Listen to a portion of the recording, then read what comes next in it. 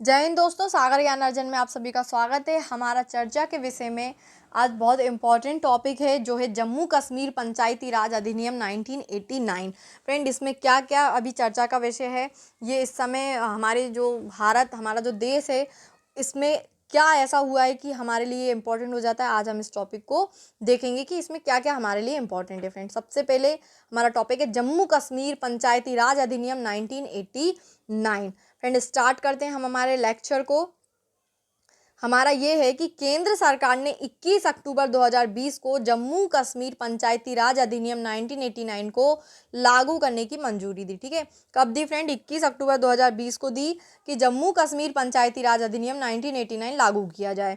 इस कदम से जम्मू कश्मीर में देश के अन्य हिस्सों की तरह 3 स्तरीय लोकतंत्र की स्थापना में मदद मिलेगी। यानी कि 3 स्तरीय लोकतंत्र यहाँ पे भी बाकी देशों के बाकी जगहों के हिसाब से स्टार्ट हो जाएगी। सूचना एवं प्रसारण मंत्री जावड़ेकर जी ने मंत्रिमंडल के फैसलों के बारे में जानकारी देते हुए कहा कि इससे देश के अन्य हिस्सों की तरह जम्मू कश्मीर में भी जमीनी स्तर पर लोकतंत्र के तीनों स्तरों की स्थापित करने में मदद मिलेगी। गौरतलब है कि केंद्र सरकार ने जम्मू कश्मीर में विधायकों की गैर मौजूदगी में स्थानीय निकायों को मजबूत बनाने के लिए पंचायती राज कानून में संशोधन किया है। ठीक है, पंचायती राज कानून में क्या किया है? संशोधन किया है। इस संशोधन के तहत हर जिले में विकास कार्य करने के लिए नया ढांचा बनाया जाएगा और इसे सीधे मतदाताओं द्वारा चुना जाएगा।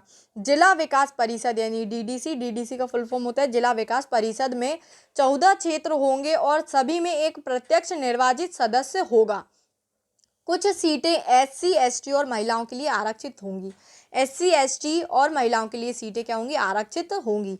जम्मू कश्मीर पंचायती राज कानून 1989 में संशोधन के लिए केंद्रीय गृह सचिव अजय कुमार भल्ला।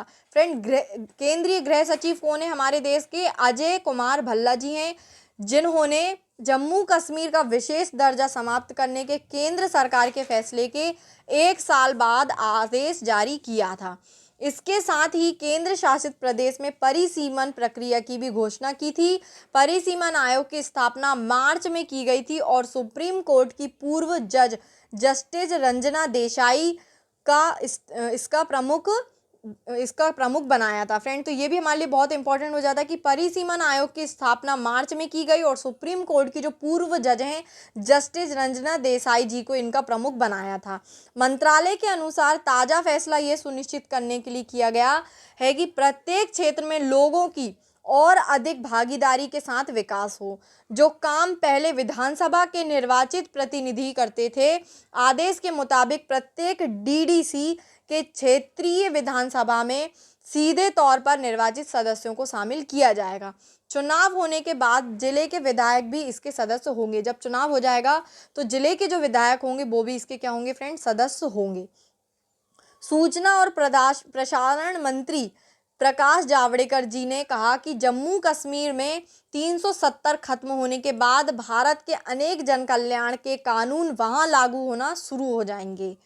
पिछले सप्ताह ही त्रिस्तरीय पंचायत समिति का जो कानून पूरे देश में है वह जम्मू कश्मीर में भी लागू होगा। फ्रेंड, ठीक है, केंद्र सरकार ने बाजार हस्तक्षेप योजना के तहत साल 2020 से 21 के लिए जम्मू कश्मीर में सेब की खरीद का फैसला किया है।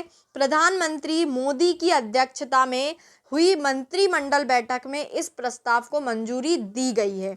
नेफेड राज्य एजेंसियों के सहयोग से सेब की खरीद करेगा। सेब की कीमत का हस्तांतरण सीधे किसानों के बैंक खातों में किया जाएगा।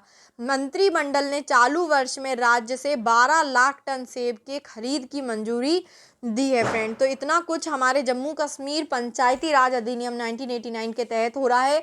इसमें सीधा सा मतलब ये है कि जो बाकी के राज्यों में नियम चल रहे हैं, जो त्रिस्तरीय लोकतंत्र चल रहा है, वो जम्मू कश्मीर में भी अब फॉलो होगा। Okay friend, thanks to watch my video.